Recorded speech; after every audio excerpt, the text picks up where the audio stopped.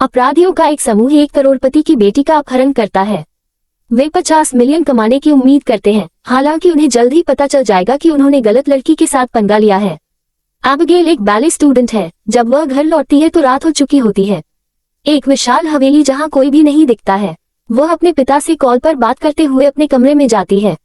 Abigail उससे बात करती है जब तक कि कुछ चेहरे ढके हुए लोग कहीं से आ जाते हैं और उसे बेहोश कर देते हैं। उस पल वे सतर्क हो जाते हैं कि कोई आ रहा है। उन्होंने जल्दी से लड़की को एक सूटकेस में डाल दिया और बैग दूर की ओर चल पड़ते हैं। जब अलार्म बजता है तो किडनैपर्स को तब तक भागने के लिए मजबूर होना पड़ता है जब तक कि वे फेंस के थ्रू बाहर नहीं निकल जाते और एक वैन में चले जाते हैं। रास्ते में वे जांचते हैं कि लड़की ठीक है और फिर शहर से दूर एक घर में वहां उनका स्वागत उनके बॉस लैम्बर्ट नाम के व्यक्ति द्वारा किया जाता है। वो उन्हें लड़की को एक कमरे में ले जाने, उसे बंद करने और सर्वेलेंस के लिए जगह तलाश करने का आदेश देता है। बाद में हर कोई उससे मिलता है, उन्हें कुछ निर्देश देता है। वे अपना असली नाम या व्यक्तिगत कहानियां नहीं बताएंगे, इसलिए यदि कोई पकड़ा जाता है तो वह अपने किसी भी साथी को धोखा नहीं दे पाएगा।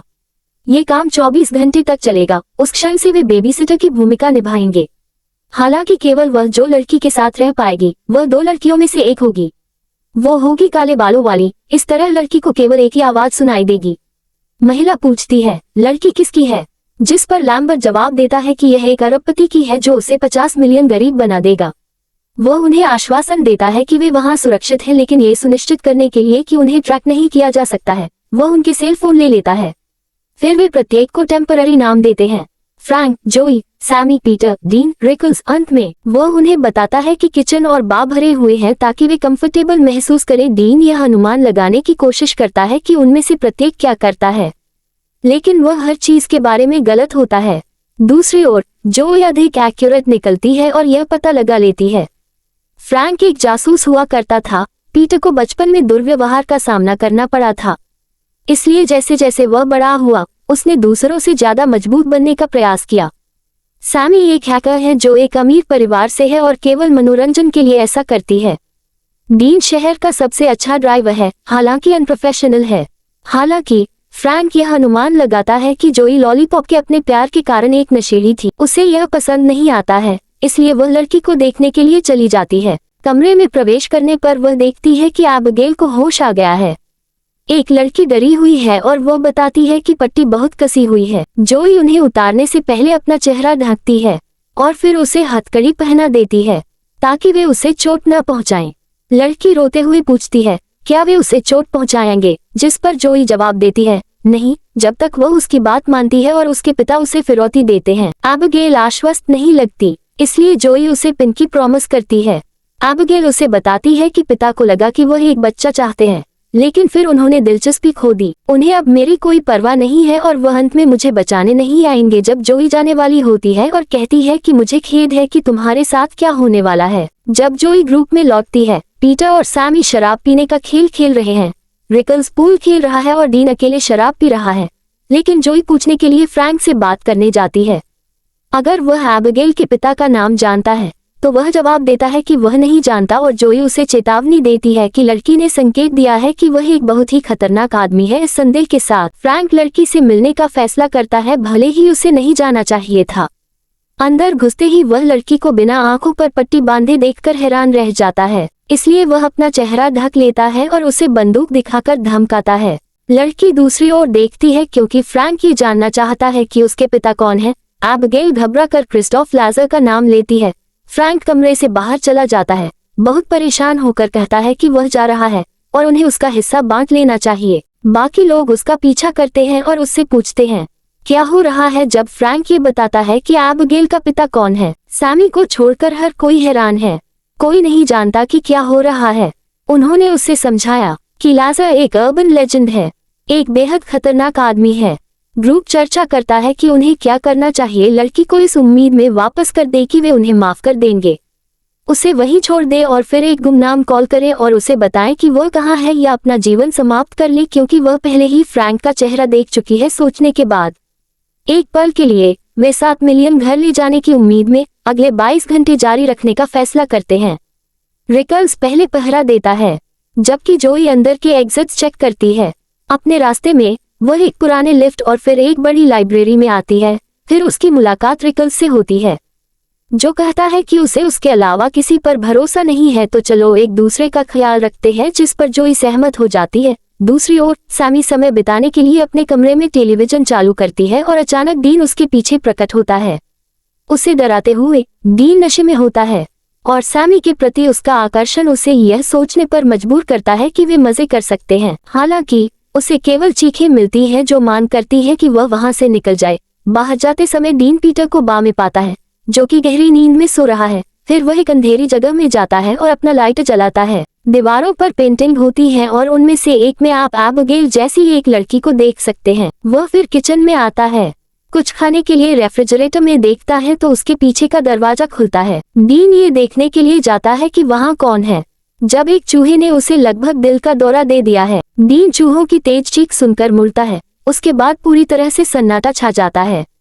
अचानक कोई चीज उसके पैर पकड़ लेती है और उसे खींच लेती है। डीन चीखता है और स्टैन को पकड़ने की कोशिश करता है, लेकिन वह नहीं कर पाता। सैमी टेलीविजन देख रही थी। जब उसने चीखें सुनी तो वही देखने के लिए बाहर गई कि क्या हो रहा है और डीन को मेज पर बैठा हुआ पाया तो वह उसके पास जाती है। जब उसका सिर उसके शरीर से अलग हो जाता है, सैमी की चीखें पीटर को जगा देती हैं। जब वह आता है तो वह सैमी को उल्टी करते हुए और पीटर का सिर कटा हुआ शरीर पाता है। जब बाकी लोग उन्हें ढूंढते हैं तो वे नहीं जानते कि किस पर विश्वास करें। वे मान लेते हैं कि यह कोई जानवर था या लाजर का हिटमैन वाल्डेज। रिकल्स उन्हें बताता है एक कहानी जिसमें लाजर के 3 शीर्ष लोगों को पकड़ लिया। कुछ साल पहले FBI ने मुकदमे से एक रात पहले वो तीनों गवाही देने के लिए मान जाते हैं। वे सभी एक होटल की सबसे ऊपरी मंजिल पर छिपे हुए थे। अगले कमरे में 1 दर्जन एजेंट और दरवाजे पर 2। अगले दिन FBI कमरे में प्रवेश करती है और पाती है कि सभी शव टुकड़े टुकड़े हो गए हैं। ऐसा कहा जाता है कि लाजर के पास वाल्डेज नाम का एक हिटमैन है और उसी ने सभी को खत्म किया था। उन लोगों को डर था कि वह भी एबिगेल के लिए आ गया है और ये देखने का फैसला करते हैं कि एबिगेल अब भी बंद है। यह मामला देखकर रिकल्स छोड़कर जाने का फैसला करता है, लेकिन जब वह उसी दरवाजे से बाहर निकलने की कोशिश करता है जिसे लैम्बर्ट ने छोड़ा था तो उसे पता चलता है कि यह बंद है। पीटर इसे खोलने की कोशिश करता है लेकिन असफल रहता है और उस पल में सभी खिड़कियां बंद हो जाती हैं। रिकल्स को जल्द ही पता चलता है कि उसकी बंदूक वहां नहीं है जहां उसने इसे छोड़ा था और जब एबिगेल जोई से बात करती है तो उसे पता चलता है कि फ्रैंक वाल्डेज है, या कम से कम यह वह लड़की है जो उसे बताती है। रिकल्स जोई से मिलता है और वे एक दूसरे को बताते हैं कि उन्होंने क्या खोजा है। वे बाहर निकलने का फैसला करते हैं लेकिन वे मुश्किल से कुछ कदम दूर होते हैं। जब जोई रिकल्स को पूरी तरह से स्थिर खड़ा देखती है, वह पास जाती है और कुछ सेकंड के भीतर किसी तरह खून से लथपथ उसका नष्ट चेहरा देखती है। वह मारा गया था। जोई अपने हाथ में बंदूक लेकर फ्रैंक की तलाश में नीचे आती है। जब चारों फिर से मिलते हैं तो वह उस पर डीन और रिकल्स की मौत के लिए जिम्मेदार होने का आरोप लगाती है। हर कोई भ्रमित लगता है, इसलिए जोई उन्हें बताती है कि एबिगेल ने उसे क्या बताया। कुछ देर बाद फ्रैंक, पीटर और जोई दोनों बहस करते हैं और सैमी ही एकमात्र व्यक्ति है जो देखती है कि कैसे एबिगेल आसानी से हथकड़ी खोलती है। जब बाकी लोग उसे देखते हैं, लड़की के दांत बदल जाते हैं और शार्प हो जाते हैं। वह पीटर पर कूद पड़ती है और उसे काटने के लिए तैयार हो जाती है जब तक कि फ्रैंक उसके माथे पर गोली नहीं मार देता और लड़की जमीन पर गिर जाती है। कोई नहीं समझता कि क्या हो रहा है, खासकर जब एबिगेल वापस उठती है और अपना माथा पोंछती है जैसे कि कुछ हुआ ही ना हो। लड़की दहाड़ती है और जोई पहले उसे गोली मार देती है। फ्रैंक दरवाजा बंद कर देता है, उसे अंदर बंद कर देते हैं और चर्चा करते हैं कि क्या करना है। सैमी के पास दरवाजे या खिड़कियां खोलने के लिए उपकरण नहीं है। इसके अलावा जितना असंभव लग सकता है, हर कोई इस बात से सहमत है कि लड़की सामान्य नहीं है, इसलिए वे सब कुछ साझा करना शुरू करते हैं। वे वंपीरों के बारे में जानते हैं और पीटर पूल क्यू के लिए जाता है, उन्हें स्टेक के रूप में उपयोग करने के लिए, जबकि सैमी लहसुन के लिए जाती है। और लौटने पर फ्रैंक एबिगेल को खत्म करने की तैयारी करता है और हर कोई उसके पीछे जाता है। जोई को छोड़कर वह एक वैम्पायर लड़की के खिलाफ अपनी जान जोखिम में डालने को तैयार नहीं है और कमरे में पहुंचने पर उसे अंदर होना चाहिए था और उन्हें पता चलता है कि वह भाग गई है। ऊपरी फर्श से म्यूजिक की आवाज आती है। तीनों ऊपर एक कमरे में पहुंचते हैं जहां वे एबिगेल को डीन के कटे शरीर के साथ नाचते हुए देखते हैं। सैमी सबसे पहले उसका सामना करती है। लड़की में अधिक ताकत होती है और वह उसे नीचे गिरा देती है। सूंघने के लिए उसके हाथ से लहसुन लेती है। इससे एबिगेल क्रोधित हो जाती है और उसे बार बार मारना शुरू कर देती है। फ्रैंक मदद करने की कोशिश करता है लेकिन वह उसे आसानी से नीचे गिरा देती है। पीटर उसे उठाने में कामयाब हो जाता है लेकिन वे दोनों गिर जाते हैं। वह एक क्रॉस ले जाता है जिसका उपयोग लड़की उसे कई बार घोंपने के लिए करती है। फ्रैंक उठने में कामयाब हो जाता है और एबिगेल को स्टेक से मारने की कोशिश करता है, लेकिन वह उसे रोक देती है और उसके पैर में घोंप देती है। तीनों दर्द से चीखते हुए चले जाते हैं और एबिगेल उन्हें देखती है और मुस्कुराती है। जोई उनका इंतजार कर रही था और वह उन्हें चोटिल देखकर हैरान नहीं होती। वह फ्रैंक के पैर से स्टेक हटाती है और फिर एक नई योजना का प्रस्ताव रखती है। चूंकि उनका कोई भी हथियार सफल नहीं हुआ, इसलिए वह उन्हें नशे वाली सिरिंज दिखाती है जिसे उस घर से बाहर निकालने के लिए इस्तेमाल किया था।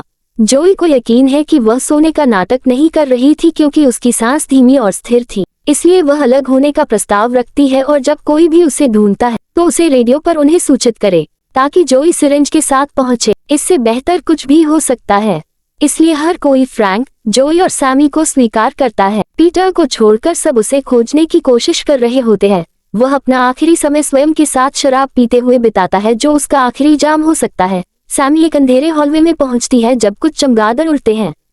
वह डर जाती है और पूल में गिर जाती है, लेकिन वह अकेली नहीं है और अपने आसपास दर्जनों सड़ते हुए शरीर पाती है। उसकी चीखें रेडियो पर सुनाई देती हैं और जोई उसे खोजने के लिए दौड़ती है। हालांकि ये पीटर है जो एबिगेल से मिलता है। वह लड़की उसका पीछा करती है और वह जितनी तेजी से भागता है जब तक कि एक दरवाजा नहीं खुलता और टकराता है और वह दूसरे फ्लोर से नीचे गिर जाता है। फ्रैंक दरवाजे के पीछे दिखाई देता है, इसलिए एबिगेल का ध्यान उस पर चला जाता है। वह उसे सीढ़ियों से नीचे धकेल देती है और फिर उसका दम घूंट देती है। हालांकि इससे पहले कि वह उसे पकड़ पाती, जोई प्रकट होती है, लेकिन लड़की उसे देख लेती है और सिरिंज को सलाखों के पीछे फेंक देती है। जोई उसे वापस लाने के लिए दौड़ती है जबकि सैमी उस लड़की पर झपटती है जो उसके हाथ को काट लेती है। फिर वह फ्रैंक को उसके पैरों से पकड़ती है और उसे हवा में उड़ाने लगती है जब तक कि पीटर नहीं आता और उसके ऊपर गिर जाता है। लड़की मजबूत है, लेकिन पीटर उसे इतनी देर तक दबाए रखने में कामयाब हो जाता है कि जोई सिरिंज वापस ले लेती है और उसे धीरे धीरे उसके अंदर डाल देती है। एबिगेल शांत होने की कोशिश करती है और वह सो जाती है। अब सवाल यह है कि सैमी का क्या होगा। एबिगेल को लिफ्ट में पकड़ लिया जाता है। जोई को पहले मिली थी और फिर उससे पूछताछ की गई और उन्हें पता चला कि वही थी जो लैम्बर्ट की मदद से उन्हें वहां ले गई थी, जो उसके लिए काम करता है। लेकिन उन्हें रैंडमली नहीं चुना गया था। उनमें से हर एक ने किसी न किसी तरह से उसके पिता के व्यवसाय को प्रभावित किया था, इसलिए उसका इरादा बदला लेने और साथ ही मौज मस्ती करने का है। हालांकि जोई का अनुमान है कि केवल यही बात नहीं है, बल्कि एबिगेल के पिता ने वास्तव में उसमें रुचि खो दी है और वह ये सब कुछ इस उम्मीद में कर रही है कि एबिगेल के पिता उससे फिर से प्यार करेंगे।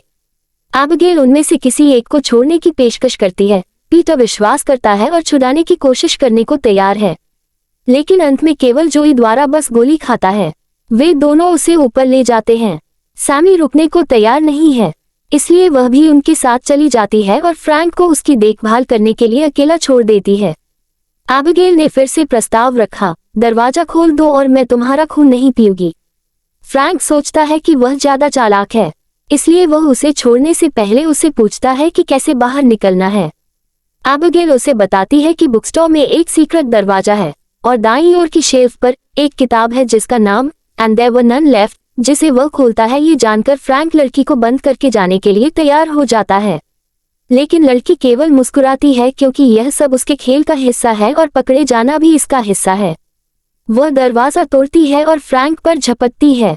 वह उसे खत्म करने ही वाली थी, तभी जोई आती है और वह उन्हें देख लेती है, लेकिन वह खिड़की से सूरज की रोशनी भी देखती है। वह एक छोटा सा हिस्सा खोलने में कामयाब हो जाती है ताकि सूरज की रोशनी एबिगेल के हाथ को छू सके, जो फट जाता है और लड़की चिल्लाती है। फ्रैंक और जोई उसके हाथ को देखते हैं, जो कि फिर से बनना शुरू होता है और फिर वो निकल जाते हैं।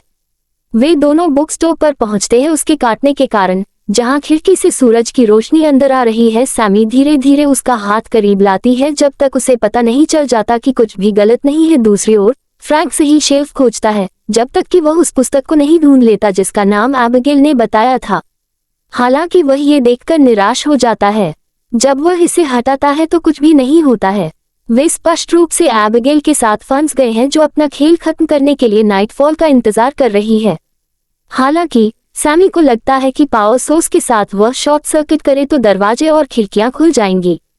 फ्रैंक उसके साथ जाने के लिए तैयार नहीं होता क्योंकि उसे डर है कि वह किसी भी समय वैम्पायर बन सकती है। इसलिए पीटर, जो उससे प्यार करने लगा है, उसके साथ जाने का फैसला करता है। जबकि फ्रैंक और जोई चलते समय उसकी तरफ देखते हैं, सैमी को अपने सिर में एबिगेल की आवाज सुनाई देने लगती है क्योंकि वह देखती है कि उसके हाथ पर काटने का निशान कैसे फीका पड़ रहा है और अचानक सैमी रुक जाती है। उसके होने और एबिगेल द्वारा नियंत्रित होने पर पीटर को इसका एहसास जब तक होता तब तक बहुत देर हो चुकी होती है और वैम्पायर द्वारा हमला किया जाता है जब तक कि वह खून बहने से मर नहीं जाता।